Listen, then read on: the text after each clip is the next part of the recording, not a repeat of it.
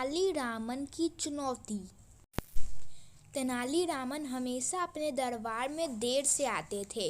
एक दिन राजा कृष्णदेव राय ने उनसे गुस्से से पूछा तो तेनालीरामन ने कहा कि उसे अपने बच्चे का ख्याल रखना होता है, इसलिए वह दरबार में देर से आता है।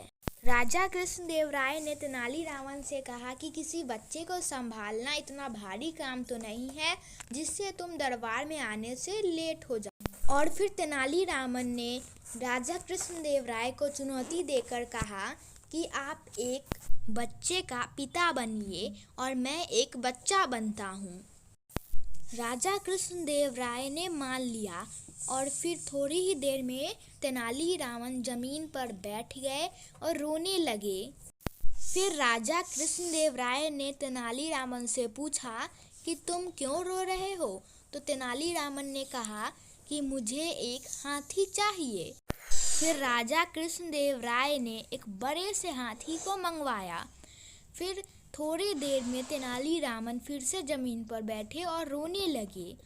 इस बार फिर राजा कृष्णदेव राय ने तेनालीरामन से पूछा कि क्या हुआ? तो तेनालीरामन ने कहा कि मुझे एक घड़ा चाहिए। राजा कृष्णदेव राय ने उसे एक घड़ा दिया। तेनालीरामन बैठ गए और फिर जोर जोर से रोने लगे। फिर राजा कृष्णदेव राय ने उनसे पूछा कि क्या हुआ? तो फिर तेनालीरामन बोले कि उन्हें ये बड़ा हाथी इस घड़े के अंदर चाहिए। और फिर राजा कृष्णदेव राय ने अपनी हार मान ली और ये बात समझ गए कि किसी बच्चे को संभालना कोई आसान काम नहीं है।